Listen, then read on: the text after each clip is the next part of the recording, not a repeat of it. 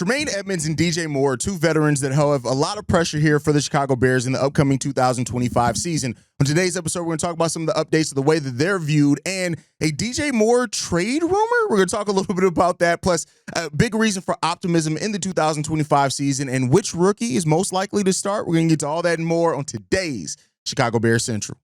You are now tuned in to Chicago Bears Central, your number one place for all Chicago Bears news and content.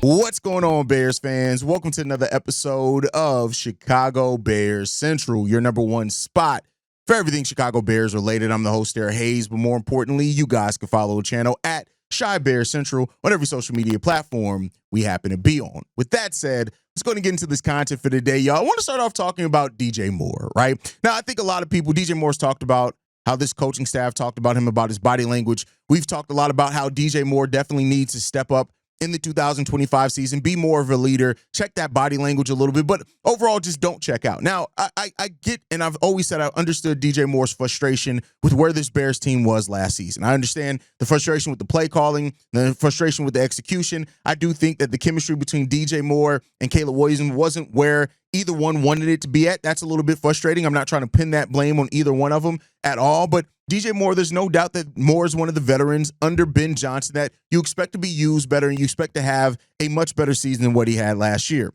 Now, Jeremy Fowler of ESPN actually has been now floating out some things that could DJ Moore be out on the market, with the Bears and having Rome Odunze, having Luther Burden. And there's a question there, right?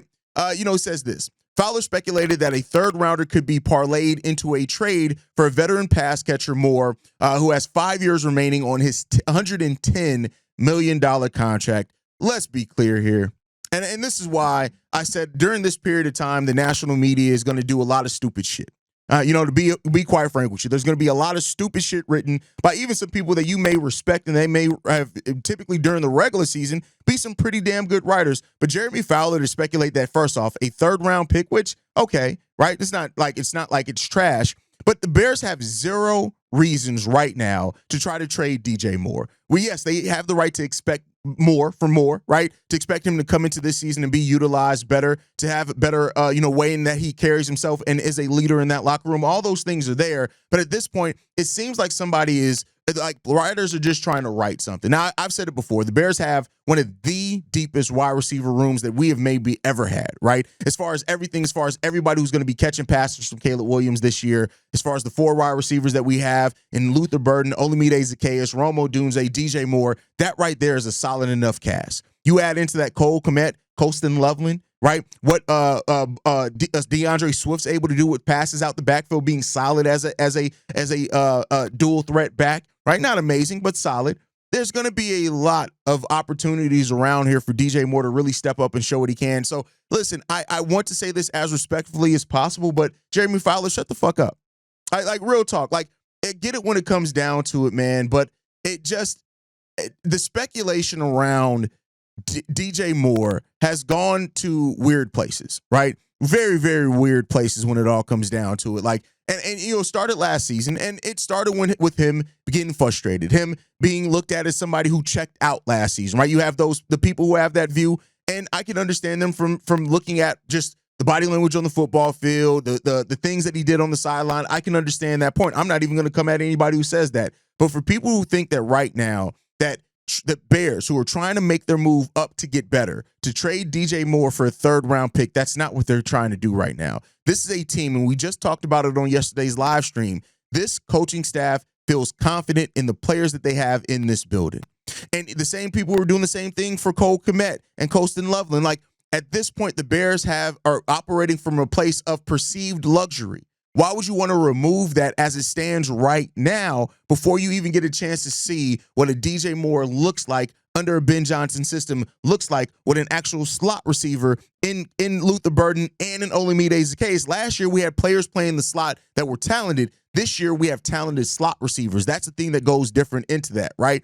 And that's the thing that you see. I get it, that the Bears are going to have to start extending guys. Like, they're already preparing for Caleb Williams' contract extension. They're already looking at those type of things. And naturally, people are looking at, okay, how can the Bears free up money here, there, where, however, right? But it's not that the Bears are going to be willing to give up a place that a power that we already have. Is stupid, bro. It's stupid. And it's just frustrating to see it because, again, these come from people who aren't really engaged in the ins and outs of Chicago Bear football or even the place of the organization. They're just looking at, all right, there's a story here. Let's write the story. And that's all that it comes down to. I said it before. In doing this job, one of the things that you have to accept is that sometimes you're going to have to be somebody who debunks rumors. And not to say that I get leading off the show with this, but I just wanted to get that out of here. Yes, DJ Moore has things that he needs to work on, but I don't think the Bears are gonna potentially take a chance to move away from having as many weapons as Ben Johnson and Caleb Williams, I'm sure, are going to love to have, to then move off of that before you really get a chance to see what this looks like together, right? Now, if for some reason during the season, Rome, Luther Burden look like some guys and DJ Moore looks like he may be expendable, maybe, right? But you're going to want to get through a season of really seeing what we have here before you start wanting to make evaluations on trading talented players for picks. That's just my personal opinion, but you guys can let me know how you feel on it down below, how you feel on this one. But one of the players that we've been talking a lot about as far as veterans that have to step up for the Chicago Bears, of course, a lot's been made with Montez Sweat, understand it, but a lot's also about Tremaine Edmonds, right? Tremaine Edmonds has a lot that he still needs to prove, right? I get it, over 100 tackles each of his 2 years so far here with the Chicago Bears. That's great. That gets it. But I think when it comes down to it, it's the business aspect that you have to look at as well. Tremaine Edmonds is a 2025 cap hit of $17.4 million. Now, while a lot of that turns into dead money if he's cut this season, that means that it's probably unlikely. He still has another year on his contract next year, where it's only, I think, $1.5 million in dead money, I believe, right? So when you look at that, that's where Tremaine Edmonds sits at. This season has to be a big one for him, and I do think that there's a possibility for it being there, right? I think when you look at what he did his last season with the Buffalo Bills, he had a PFF grade, even though that's not the end-all, be-all, of 88.1, right? He had grades so far 44.4 and 37.5 in his 2 years with the Chicago Bears. That's a pretty bad downtick. Now, the Bears' defensive play calling wasn't great. The Bears' defensive execution and balance wasn't great. So now you have hopefully fixed a lot of that with bringing in Dennis Allen to this team. And if you have, hopefully that means that Dennis Allen is going to be, that Tremaine Edmonds is going to get back to what he was known as. Coming into this, he was known as one of the better coverage linebackers in football, right? And so now we got to see how that's going to portray, and can we get back to that if it comes down to it? And hopefully he can. Tremaine Edmonds, he's a player that still has talent. I'm not going to talk about Tremaine as if he's terrible, because I don't think he is, but I do think that he's not, much like we had the conversation with Eddie Jackson, he's not living up to the contract. And that's the thing, that's the part in it. You can give solid performance, but I think the value of the contract matters in that. Ryan Poles has shown several times that matters to him in this type of thing, is that the value that you're getting out of the money that you're putting up there. And Tremaine Edmonds has been mediocre at best against the run. Some people would say he's been just outright bad against the run. And that's something that you have to look at for as well when it comes down to this Tremaine Edmonds thing. And we'll see. We'll see what happens. The Bears can save $15 million in cutting him. And TJ Edwards has been the Bears' best linebacker, which is why he got a contract extension, right? Tremaine is in a spot where the Bears can upgrade from him next year. And having Reuben Hippolyte here, who I we'll talk about here in a second, in that linebacker core and in that room, we'll see what happens overall. But having Power Echols in here as well is another guy that I think he's ready to be a dog. He was one of the leaders on that defense of that North Carolina team. So I think that Tremaine is in a position where, a lot's going to be made about what Tremaine brings this year or not. Can you be better against the run? Can the team overall be better against the run? But where is your fit in that? And then can you get back to being better in coverage, is what we kind of brought you in here to be good at.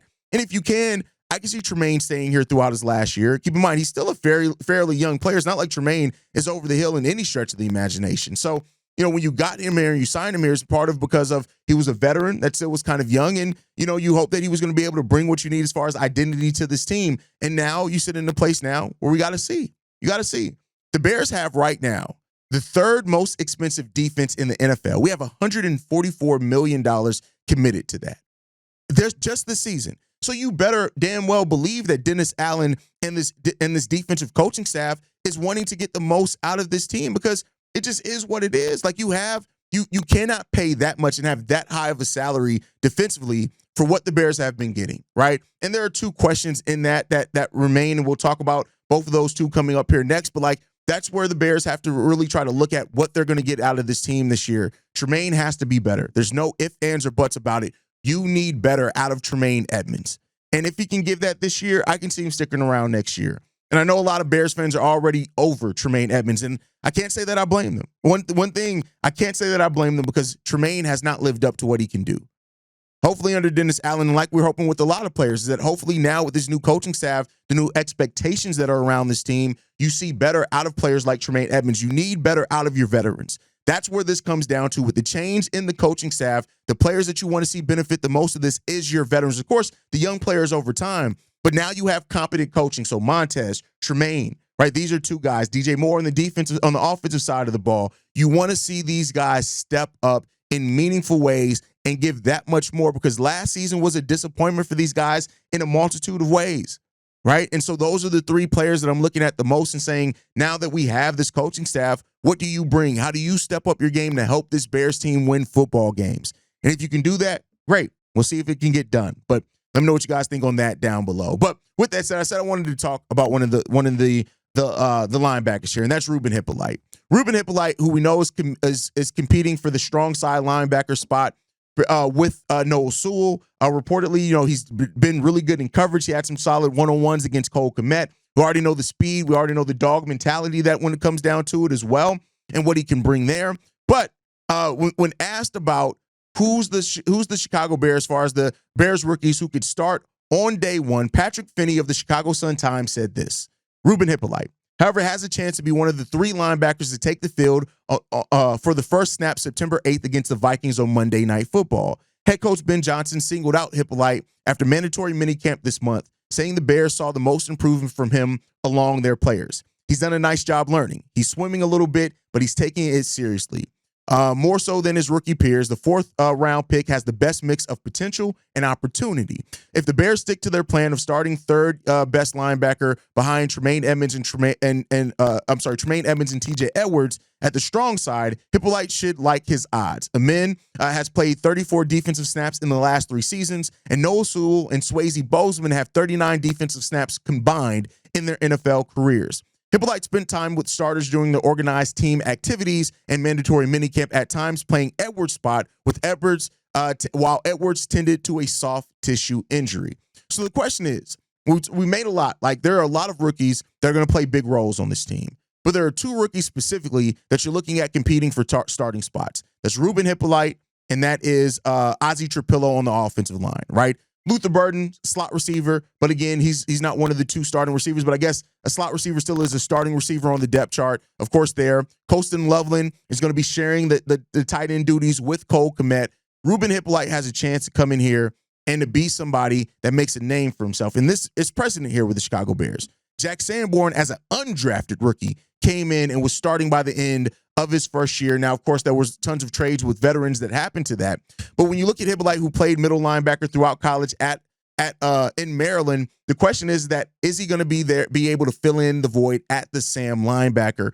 And that's what you have to question there, right? Now, there has been some questions on if he's a better fit to play the weak side than the strong side at the next level. But I do think with T.J. Edwards, Tremaine Edmonds, and Hippolyte potentially, and with how much Dennis Allen goes to a 2 linebacker set, it really just depends on what it's more so about skill set that he's looking at on those downs than anything else. Hippolyte has a great opportunity to be here and come in here and be a starter.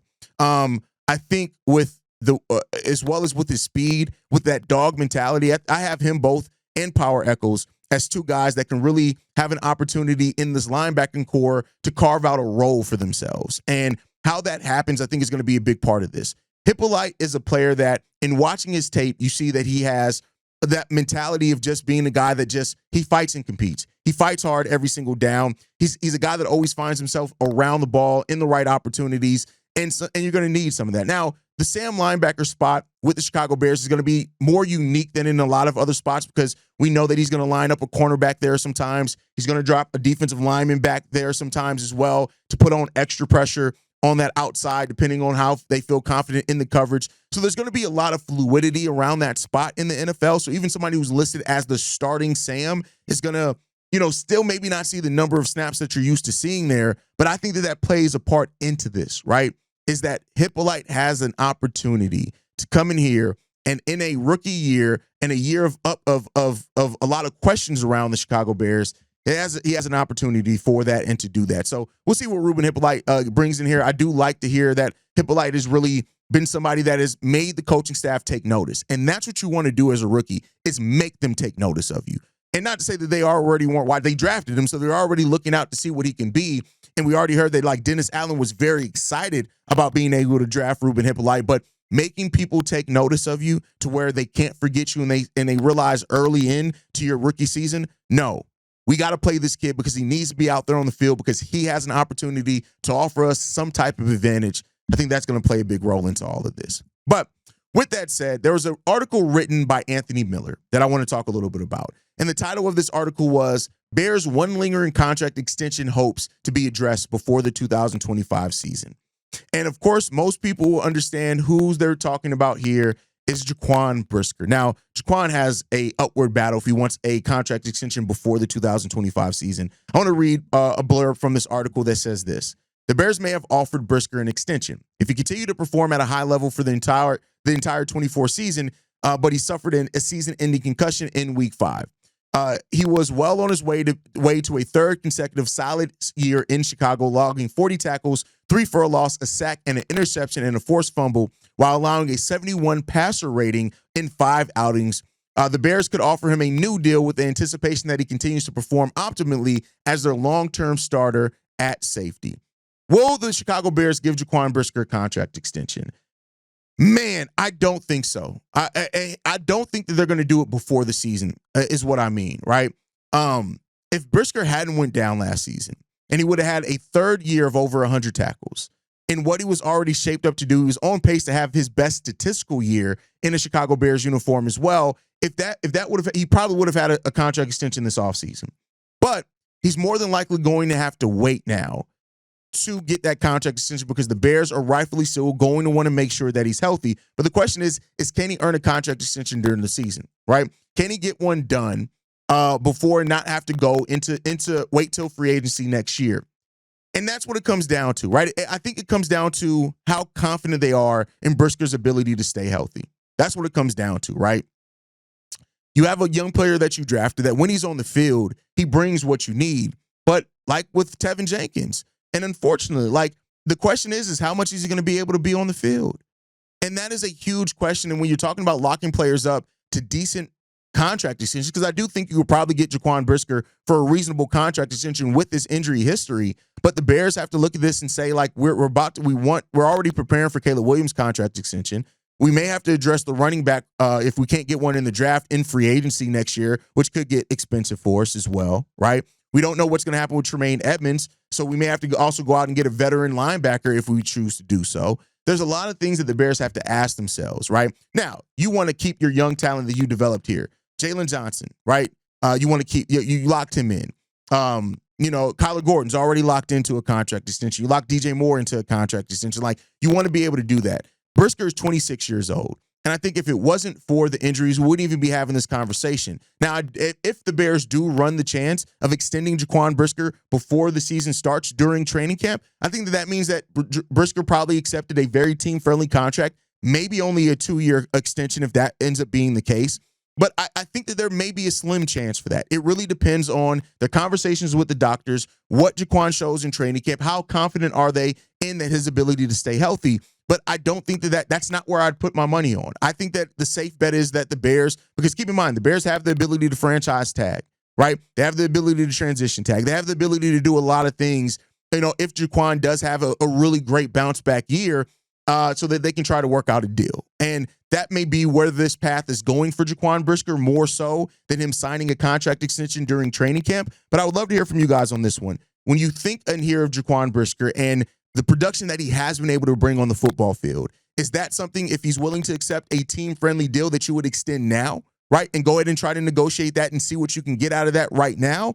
Or is it that let's wait, let's give an opportunity for Jaquan to show that he's healthy so that we do feel confident giving him the most money that we can and signing him to that deal? Let me know what you guys think of the future of Jaquan Brisker. This is one of the more interesting storylines to watch this year around the Bears, because if Jaquan does have a bounce back year and stays healthy, he could be very, very expensive. But like I said, the Bulls have tools at their disposal. The Bears have tools at their disposal to be able to keep him if they choose to do so. Let me know what you guys think on that down below. That's my time for today, guys. Make sure you guys are following us at Chi Bears Central. You can send us any feedback, questions, comments, concerns, ChicagoBearsCentral@gmail.com. Lastly, if you want to leave a text message and our voicemail for the mailbag, the number to do so, 773-270-2799. We are the #1 spot for everything Chicago Bears related, but that's thanks to you, lovely and beautiful people. And like we like to end every episode on, Chi-Town up, but Bear down. Love you guys.